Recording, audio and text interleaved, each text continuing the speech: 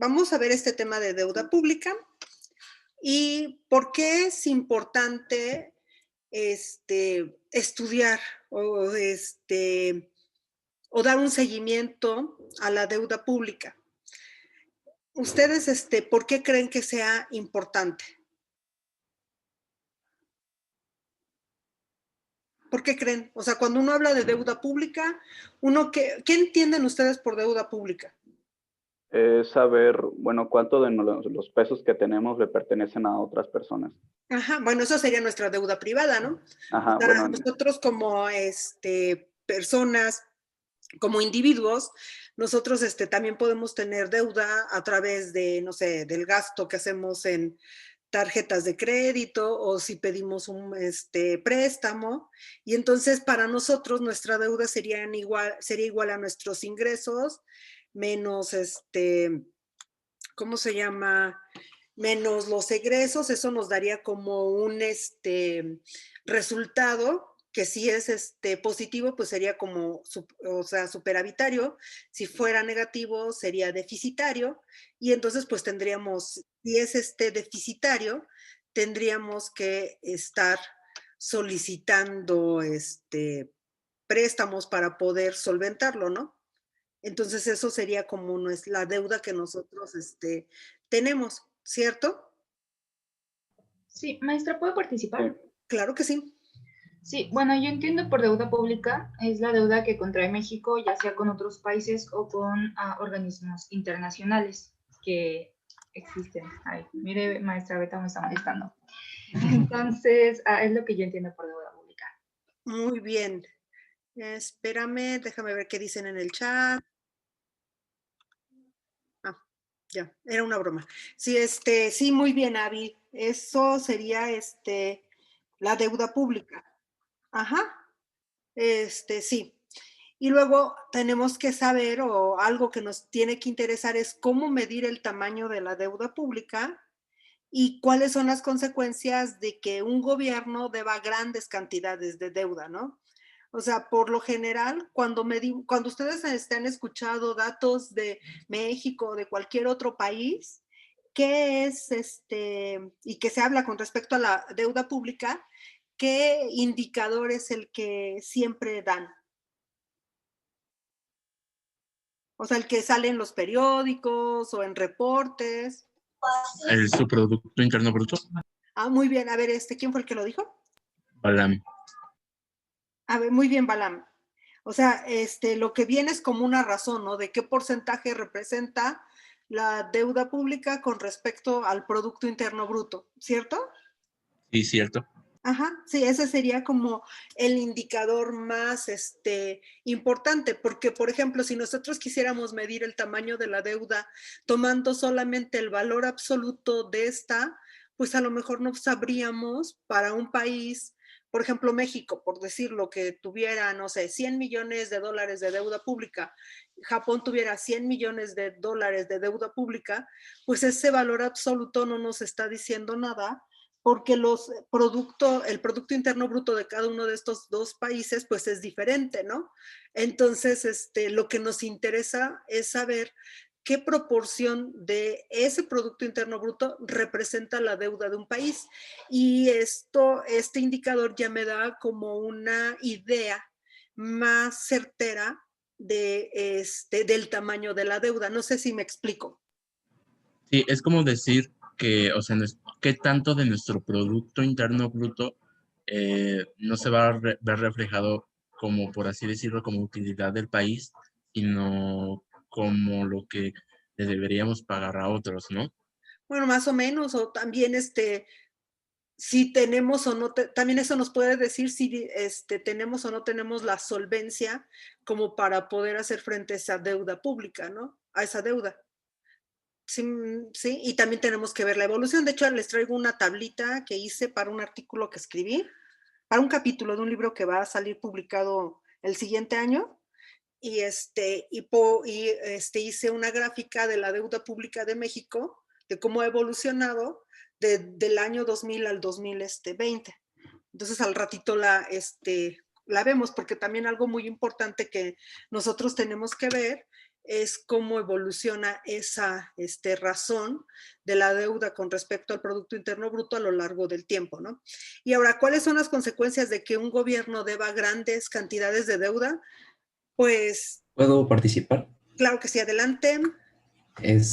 Yo lo que creo que un país al tener grandes cantidades de deuda tiene menos recursos para invertir en gasto público, además de que puede implementar acciones políticas fiscales para de cierta manera tratar de pagar la deuda que tiene, lo que afectaría al ingreso disponible de las personas. Muy bien. Nada más, no sé por qué no se me activa el modo de estar viendo quién participa. Nada más díganme su nombre. ¿Quién participa ahorita? Josué. Josué. Es que luego confundo, ya ven a Natalie y Denise, les confundía la voz. Entonces, y no sé qué hice, que no estoy viendo las fotitos. Muy bien, Josué. Lo que tú dices es muy cierto, ¿no? O sea, si un país debe grandes cantidades en deuda, pues entonces llegará un momento en el que sus ingresos que él esté recaudando, pues los va a tener que utilizar para pagar esa deuda, que ahorita vamos a ver otro componente que es muy importante de la deuda, y entonces tendrá que dejar de lado pues inversiones en salud, en educación, en muchas otras aspectos que podrían ayudar a tener un mejor desarrollo del país, ¿verdad? Entonces, pues no es por eso es como que siempre está la preocupación de cuál es cuál es ese tamaño de la deuda pública de un país, ¿no? Y entonces vamos a ver que la deuda pública, que coincide mucho esta definición con la que nos dio Abby, sería o es el monto total que el gobierno debe como consecuencia de préstamos en los años en los que los ingresos fiscales fueron menores que los gastos. Dicho de otra palabra, en otras palabras, quiere decir que esto se va a producir en los años en los que el gobierno haya incurrido en un déficit presupuestario, ¿cierto? Porque si tuvo menos ingresos fiscales y sus gastos fueron mayores, pues entonces está incurriendo en un déficit presupuestario, ¿no? Entonces, sería la definición de lo que es la deuda pública. Y entonces lo que estábamos platicando hace ratito, que lo que nos tiene que preocupar es el tamaño de la deuda con relación al tamaño de la economía. Y a este indicador le vamos a llamar razón de deuda al Producto Interno Bruto. Y va a ser igual a la deuda entre el Producto Interno Bruto que nosotros denotamos con la letra Y. ¿De acuerdo? Así es como se calcula esta razón de deuda al Producto Interno Bruto. Y lo que estábamos comentando hace rato, pues nos preocupa mucho este tamaño con relación al tamaño de la economía, porque imagínense que crezca más la deuda que lo que esté creciendo la economía. ¿Hacia dónde nos llevaría una situación de ese tipo? A ver, aquí tenemos un comentario en el chat. Chema nos dice, si los países más endeudados son Estados Unidos y China y dicen que un país no puede desarrollarse sin una deuda. Sí, Chema, estoy de acuerdo contigo, pero tiene que ver con esto de aquí. O sea, ellos están a lo mejor bastante endeudados, pero su economía ha crecido. ¿Sí me explico? Por eso decíamos que lo que nos interesa mucho es saber esta razón de deuda al Producto Interno Bruto. ¿Cuánto representa la deuda con respecto al Producto Interno Bruto? Y dado este comentario de Chema, ahorita se me está ocurriendo que cuando hagamos el ejercicio, si ustedes están de acuerdo, vamos a formar, yo creo que, no sé, 5 equipos. Y 2 equipos investigan, no sé, Estados Unidos, otro equipo investiga China y 2 equipos investigan México. ¿Qué les parece? Y al final hacemos una comparación. ¿Les late esa idea? Sí. Profesora, bueno, yo recientemente había leído sobre la deuda de Estados Unidos y hace poco que ya superó el 100% del Producto Interno Bruto de esta. Entonces, pues prácticamente Estados Unidos está sobreendeudado. Sí, también Japón, pero tenemos que ver, bueno, aún esos países, por ejemplo, Estados Unidos es considerado como un país seguro, ¿no? O sea, lo que tendríamos que ver, y ahorita lo hacemos, cuando entren a investigar los datos, es cómo ha ido la evolución de esta razón de deuda al Producto Interno Bruto. A ver, Alejandro Rangel, el que habló, ¿quién fue? Ahorita el que Yo, Christopher. Muy bien. Es que Christopher, les digo que cuando hablen, porfa, nada más me dicen su nombre para ponerles participación. Sí. Gracias. Alejandro Rangel, también es importante ver en qué invierte el país la deuda que adquiere, ¿no? Claro.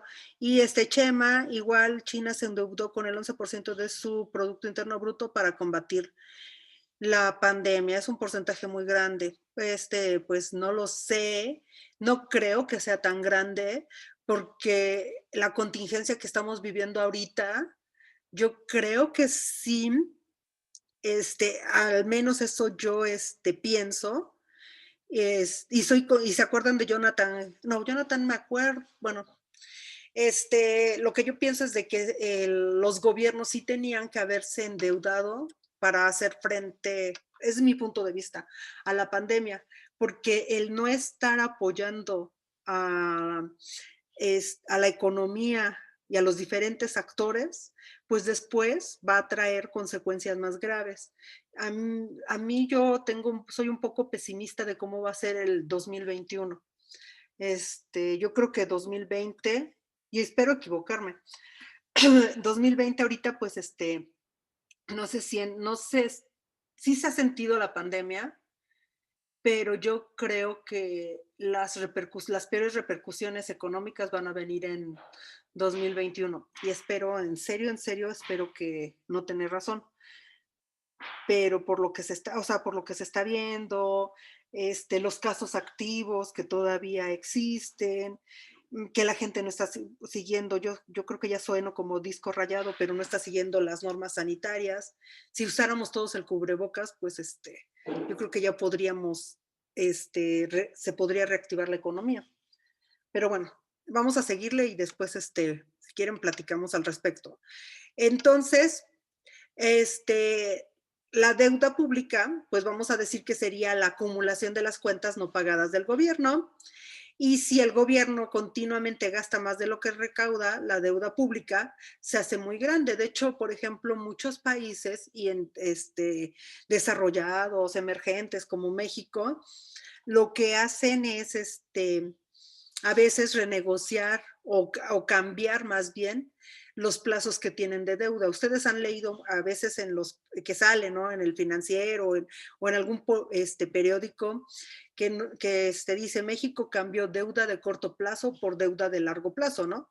Y eso pues lo hacen de manera continua como para que sea más manejable los pagos de la deuda, aunque pues al final de cuentas la deuda se tendrá que pagar en algún momento, a menos que ahorita vamos a ver un concepto que es bastante interesante y que algunos países lo han aplicado, sobre todo cuando se declaran en crisis, ¿no? Entonces aquí tenemos, esta sería la ecuación de la deuda. Y esta ecuación de la deuda nos dice que la deuda del año siguiente es igual a la deuda de este año más el déficit presupuestal de este año, ¿sí? Y esta deuda, pues ya, ¿cómo se llama? Pues es acumulada, porque pues esta deuda es un monto que están debiendo, que deben los países y pues que se va acumulando, ¿de acuerdo? Y entonces aquí viene algo que es muy interesante y que ese algo que es muy interesante tiene que ver con algo que se llaman los intereses. O sea, la deuda, si tú adquieres un préstamo, si el gobierno está adquiriendo un préstamo, significa que ese préstamo va a generar intereses, va a producir intereses, ¿no? O sea, nadie te va a prestar con una tasa de interés del 0%. Y esta tasa de interés depende mucho de la credibilidad del país, ¿no? han ustedes escuchado hablar del riesgo país, ¿no? Que esto pues tiene que ver en los inversionistas, qué tan seguro ven a un país como para que puedan prestarle. Y bueno, y también entran en juego las calificadoras y demás. Por ejemplo, si ustedes recuerdan el caso de Grecia, que yo creo que sí en algún momento se los han platicado, sí han escuchado hablar de Grecia, de todos los problemas que tuvo una vez que entró en la zona del euro y que, bueno, Grecia, como ustedes sabrán, y eso fue como en 2011, sí, como 2011, 2012 fue cuando, no, 2011, comenzó a tener muchos problemas Grecia. ¿Por qué? Porque este país quería entrar a la zona del euro y en la zona del euro le pedían algunos datos que tenía que cumplir. Entre estos, que su déficit presupuestal fuera del 3% del Producto Interno Bruto, bueno, y que su economía estuviera estable y otras cuestiones.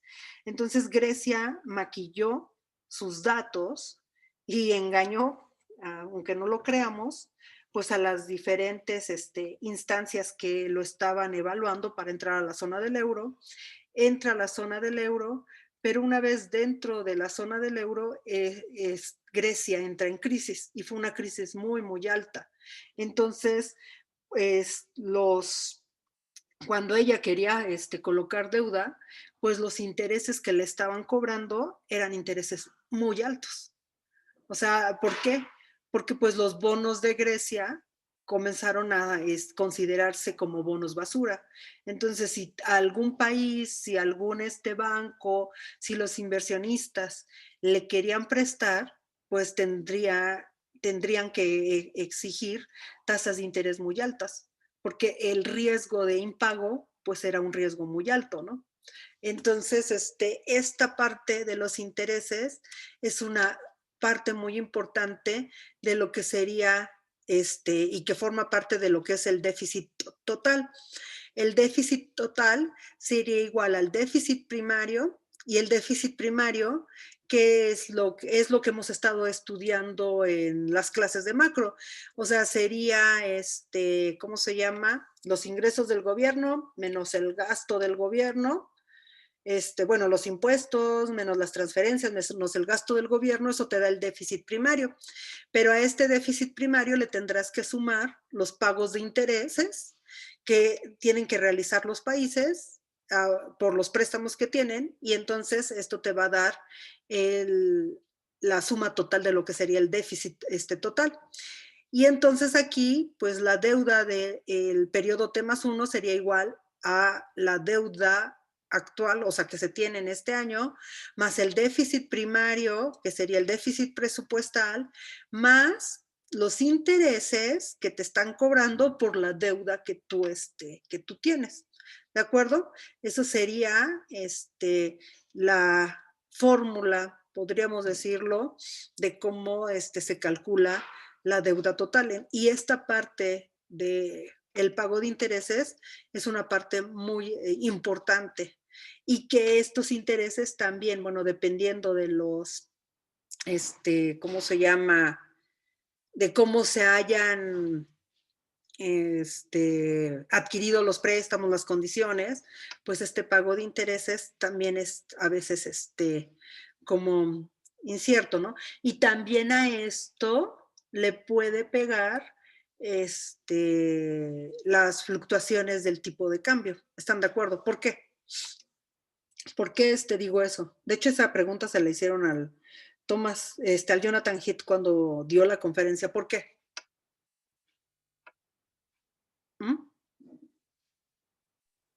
Porque a veces esa deuda está en moneda extranjera, ¿no? Ajá, porque generalmente, sí, muchos de los préstamos que se obtienen es en moneda extranjera. Y entonces, si tú vas a pagar intereses y hay una devaluación, pues vas a pagar más intereses. ¿Están de acuerdo? Uh-huh. O sea, expresado, bueno, si ya lo quieres traducir en pesos. ¿Quién fue el que habló? Yo, Alberto, sí, perdón. Alberto Bazán, sí. Ujú. Gracias, Alberto, muy bien.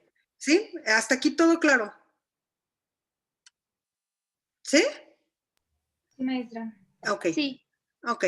Bueno, y entonces los déficits del presupuesto pues van a aumentar la deuda y aquí, así lo decía el libro, los raros superávits la reducen, ¿no? O sea, raros porque pues muchas veces, no, no es ¿cómo se llama? Como muy usual que los gobiernos tengan superávit presupuestal. A ver, aquí tenemos en el chat una pregunta de Cuco. ¿Y cómo saber? Esa es una gran pregunta, o sea, ¿cómo sabemos cuál sería la cantidad ideal a endeudarse para no sobreendeudarse? Pues yo digo que más que tener fe, o sea, tendríamos que ver cómo va el crecimiento de la economía, sí, aquí lo está diciendo Amador, ¿no? O sea, ¿cómo va el crecimiento de la economía? Si mi economía no está creciendo mucho y yo me estoy endeudando, imagínense que son ustedes, sus ingresos son los mismos y ustedes comienzan a gastar más de lo que tienen y luego con las tarjetas de crédito que cada vez que cobran intereses y entonces llega un momento en que, bueno, y ustedes usan tarjeta de crédito, les cobran intereses, pagan solamente el mínimo o arribita del mínimo. ¿Qué pasa a las personas cuando hacen esto? Cuando solamente pagan, no pagan todo lo que deben en la tarjeta de crédito, sino que solamente pagan un porcentaje que puede ser el mínimo o puede ser, dicen, voy a pagar un poco arriba del mínimo. Este crédito o esta deuda se hace impagable, ¿cierto o no? Porque es, ¿cómo se llama? Es sobresaldos insolutos. No, sí me explico. Y entonces, pues depende del saldo que tengas y luego las tasas de interés pues son bastante altas. Entonces, pues llega un momento es que es impagable. Entonces, lo mismo va a pasar con los países. Si los países, por ejemplo, su economía no crece y se están sobreendeudando, pues va a llegar un momento en el que va a ser, la deuda va a ser impagable, ¿no? Por eso muchos países tienen establecido un techo. Estados Unidos, recuerden, tiene un techo de deuda y luego, tiene que pedir, y ya ha pasado varias veces, de que con Trump pasó, con Obama pasó, de que piden un permiso para poder ir más allá del techo de, de la deuda.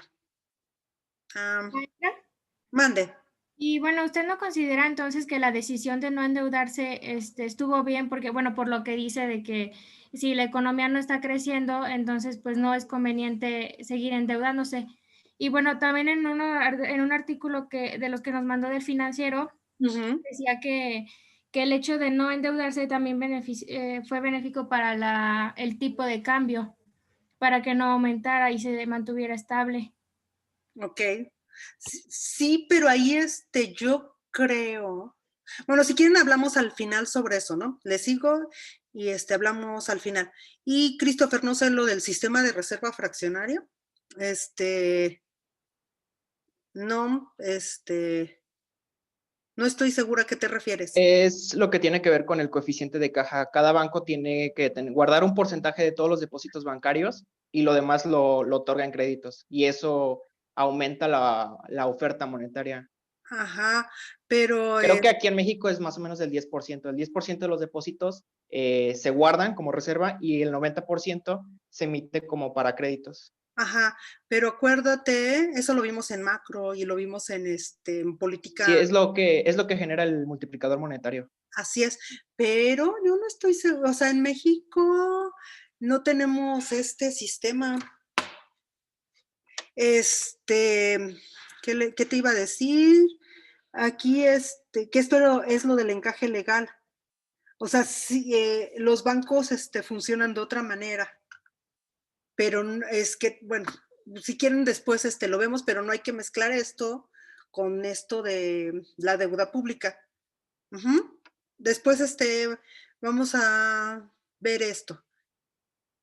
¿De acuerdo? De hecho, también tenemos pendiente, que son de los siguientes temas, este artículo, ¿se acuerdan, no? El que dijimos que lo íbamos a analizar más. A ver, Chema, maestra, por lo regular los intereses son fijos. Pues es que eso va a depender de cómo se haya negociado o se hayan colocado los bonos. O sea, va a depender de eso, ¿no? No. ¿Y por qué dependen? Aunque los intereses, Chema, fueran fijos, tú lo que estás pagando, o sea, haz de cuenta, tienes un crédito de $100 y la tasa de interés es fija, es del 10% anual, para que sea muy fácil. Entonces quiere decir que tú vas a pagar $10 al año. Si ahorita el tipo de cambio está en 20 pesos, pues esos $10 por 20 pesos son 200, pero si mañana el tipo de cambio está en 23, entonces vas a pagar, aunque tu tasa de interés sea fija, sea del 10%, al hacer la conversión a pesos vas a pagar 230 pesos y no 200. ¿Sí me expliqué? Ok, muy bien. Sí, Alberto, lo que nos estaba mencionando Christopher tiene que ver con Banco Central, con todo lo de Banco Central y demás. Entonces, ahorita no lo vamos a tocar para no hacernos bolas, pero el siguiente tema lo vamos a ver. Vamos a ver esto de más, ¿cómo se llama? Con más detalle, ¿de acuerdo? ¿Sí? Bueno, entonces, aquí sería el porcentaje del crecimiento de esta razón de la deuda con respecto al Producto Interno Bruto, pues sería igual al crecimiento de la deuda menos el crecimiento porcentual de ¿cómo se llama? Del Producto Interno Bruto. Ajá, y entonces si una economía crece, que era lo que hemos estado hable y hable, entonces se reduce esta razón de la deuda con respecto al Producto Interno Bruto, ¿no? ¿Por qué? Porque pues la economía está creciendo, entonces este porcentaje de la deuda pues se va a hacer menor, ¿están de acuerdo? Pero si la economía se estanca, que era lo que les estaba yo comentando, pues entonces esta razón también aumenta, ¿cierto? Maestra, Mande. disculpe, ¿tiene relación el tipo de cambio respecto al tiempo de la deuda? ¿Cómo? No sé, si la deuda es de 1,000 pesos, es decir, y el Ajá, tipo de interés es del 10 o 5%, sí. pero el tipo de cambio, no sé, se depreció o aumentó, ¿influye en la deuda de 1,000 pesos? Sí, o sea, influye porque tú al final vas a tener que utilizar pesos para pagarla. Y entonces, pues vas a necesitar, que era lo que les estaba explicando hace rato, vas a necesitar más pesos para pagarla. Ok. Por eso las devaluaciones, pues de cierta manera, hacen que el costo de la deuda crezca. ¿Sí me expliqué o no? Sí, y en este caso, si nuestra moneda se deprecia, Ajá. ¿afectaría al comercio exterior, que en este caso son, pues, al momento que se deprecia nuestra moneda, se hace más atractiva la inversión extranjera? Bueno, Entonces, ¿aumenta la economía interna sí, sí, o sea, o porque la van a aumentar retomamos? las exportaciones, ¿no? De hecho, también les mandé una nota, ¿no? De que crecieron, este, bueno, les mandé la nota de la balanza comercial, ¿no? Pero ese es otro tema que ahorita les comento. Entonces, van a aumentar las exportaciones, sí, pero acuérdense que lo que vimos, que no, ¿se acuerdan de la curva J, no? De que no aumentan de manera, ¿cómo se llama? De manera tan inmediata, porque hay un periodo en el que de ajuste del comportamiento de los agentes económicos, pero aún en el caso de que aumentaran de manera así inmediata, de todos modos la depreciación le va a pegar a la inflación, ¿cierto? ¿Por qué? Porque productos que se utilizan, que utilizan las empresas, o que los mismos consumidores adquieren otros productos, son productos importados. Entonces, al final, competitividad que ganas porque hubo una depreciación se ve contrarrestada porque también se va a incrementar la inflación. O sea, pues así en la economía todo se mueve, ¿no? Ok, Sí me expliqué con eso. sí. Ok. Oigan, y hablando de eso, ¿creen que ya deberíamos de tener otro examen antes de irnos de vacaciones? Por ejemplo, el siguiente jueves. ¿Qué les parece? Con los temas que hemos visto después de expectativas. ¿Qué Es que tiene la que próxima ver? semana ya tenemos varios exámenes, maestra. Ay, ¿en serio? Sí, tenemos 3. Ay, ¿en serio? No, por favor, ya me están diciendo eso. Es que ya tenemos 3. Ay, ya hay demasiados. Bueno, pero vamos a ir siguiendo acumula, ¿cómo se llama? Vamos a acumular todavía más temas. Entonces, pues regresando. Ay, no es que regresando de vacaciones, no me gustaría hacerles examen porque vacaciones son para tomar vacaciones, ¿no? Ay, bueno, luego lo vemos. Esta es la grafiquita que les dije, que sería la razón de deuda pública con respecto al Producto Interno Bruto de México del año 2000 al año 2020 y la elaboré con datos de la Secretaría de Hacienda y Crédito Público. Entonces, pues esta gráfica a mí en lo particular, pues sí me alarma un poco, ¿no? Si se dan cuenta, estamos, o sea, en el 2000, esta razón de deuda pública fue del 19.9%. Y en el 2007 baja a 17.9%. Después vamos a tener, aquí qué momento histórico es esta es la crisis de 2008-2009, ¿no?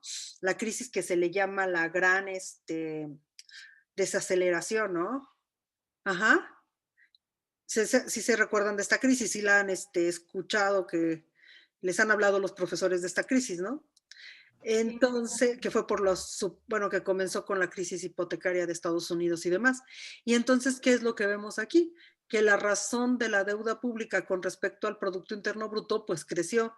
Y con lo que hemos comentado ahorita, pues pudo haber crecido también porque la economía estaba pues estancada, ¿no? O sea, este Producto Interno Bruto cayó. ¿Sí me explicó? O sea, con lo que estamos viendo ahorita. Ajá.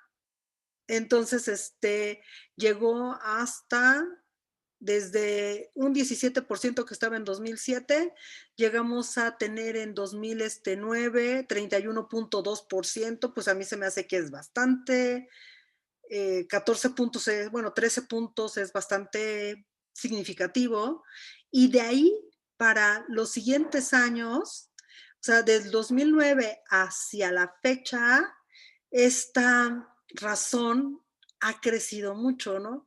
En 2020, los últimos datos que se tienen es de que esta razón ya era de 52.8%. Entonces, pues es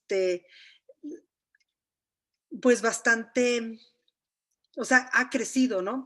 Y puede ser también porque el Producto Interno Bruto no ha evolucionado lo suficiente. De hecho, si viéramos la gráfica del Producto Interno Bruto de México, veríamos que desde 2019 comenzó a caer el Producto Interno Bruto. O sea, no hemos estado en recesión desde 2019, ¿sí? Entonces, bueno, esta sería así la razón de la deuda pública con respecto al PIB en México. ¿Tienen algún comentario? Aquí también es importante analizar en qué se usa el gasto público, ¿no, maestra? Porque, por ejemplo, en la época actual, el gasto público sabemos que está destinado a proyectos inviables que, pues, lejos de traernos beneficios o buenos beneficios a largo plazo, pues es como estar tirando el dinero, ¿no? La refinería, por ejemplo, Pues o que el no, aeropuerto de Santa Lucía, que se ha dicho muchas veces que no son proyectos viables. así es, sí, y eso es lo más terrible, ¿no? Porque si todos estuvieran invirtiendo en proyectos que tú sabes que te van a traer un beneficio en el futuro, pues dirías, bueno, o sea, que ese era también mi comentario.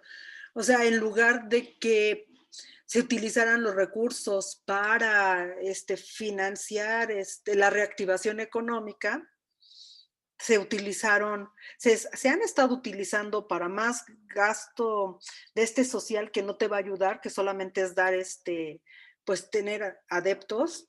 Ese es mi punto de vista. Y también hacer obras que son elefantes blancos, que al final de cuentas son inviables, y que también, por ejemplo, lo que se está haciendo con el Tren Maya, pues son daños al medio ambiente, ¿no? Lo de Santa Lucía, pues es algo inviable. No va ese aeropuerto, pues no va a funcionar como como debería de ser un aeropuerto de primer mundo, y pues es dinero como pues mal gastado, ¿no?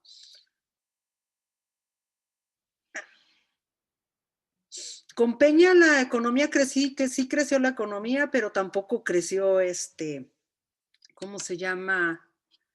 Tan sorprendente. O sea, la economía no ha crecido así sorprendentemente. Ahorita si quieren también tengo la grafiquita del Producto Interno Bruto. Ahorita la vemos, ¿sí?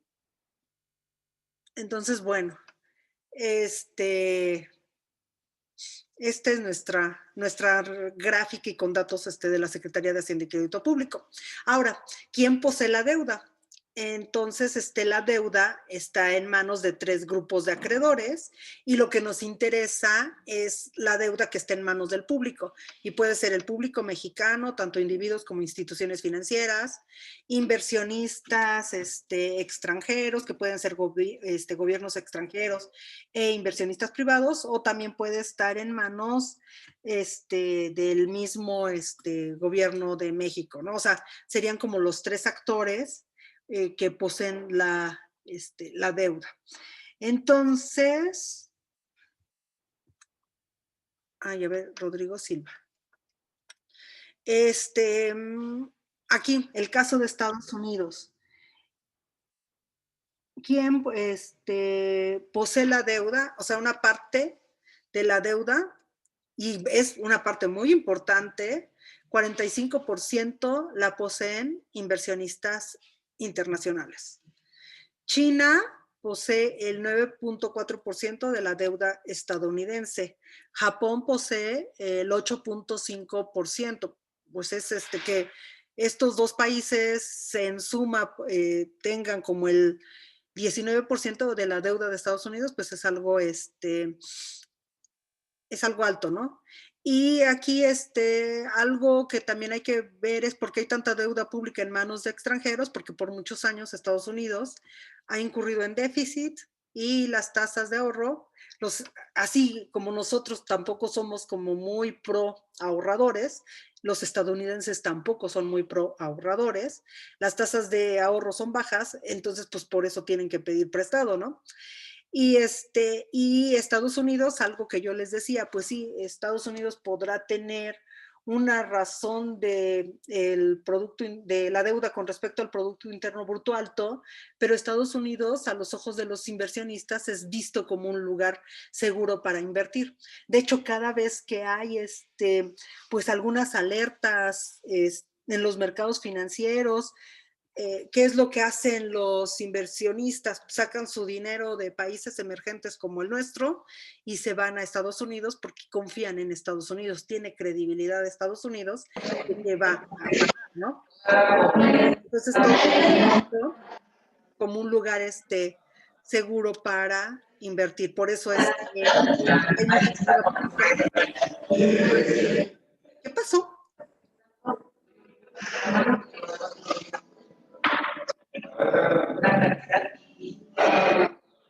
¿Quién tiene su micrófono activado? ¿No? Bueno, aquí otro es cuando la deuda pública genera una crisis, pues cuando un país está en riesgo de no poder pagar su deuda, como fue el caso del que les comenté de Grecia, o por ejemplo Argentina también, que en algunos momentos de su vida ha estado como en riesgo de no pagar su deuda. Ah, Noel fue el de el micrófono. Ok. Y entonces ahí, ¿qué va a pasar? Pues que los mercados internacionales dejen de prestarle, ¿no? Pero también algo que es bien interesante es de que los países, como los países son soberanos, pues ellos, la deuda que ellos emiten es una deuda soberana y los países pueden en un momento decidir que no van a pagar sus deudas. Entonces, algunos países dicen, pues estoy en quiebra, no voy a pagar, está bien, o sea, nadie los puede obligar a pagar, pero después para que otra vez los mercados internacionales le presten, pues va a ser como muy dudoso, ¿no? Entonces, pues ningún país quisiera no pagar. Lo que sí puede suceder es de que en algunos momentos, y lo que ha sucedido es de que en algunos momentos se les perdona la deuda a países, por ejemplo, muy, muy pobres, ¿no? O sea, por Haití, no sé, que van muy mal en su economía y entonces, bueno, se les decide condonar su deuda, ¿no? Y entonces la crisis de la deuda sería la creencia por parte de los acreedores de un país que un país no va a poder pagar o estará poco dispuesto a pagar sus deudas. Y aquí, pues, la reglita siempre es esta, lo que les he estado comentando, los mercados financieros confían en países desarrollados, o sea, Japón también tiene una razón de la deuda con respecto al Producto Interno Bruto muy alta, Estados Unidos, pero los mercados creen en ellos, pero no creen en países emergentes, no creen, por ejemplo, Grecia, Argentina, ¿no? Ahí estos países pierden credibilidad y pues entonces los mercados, pues ahí sí pueden dejar de prestarles. Entonces esto era lo que les quería comentar.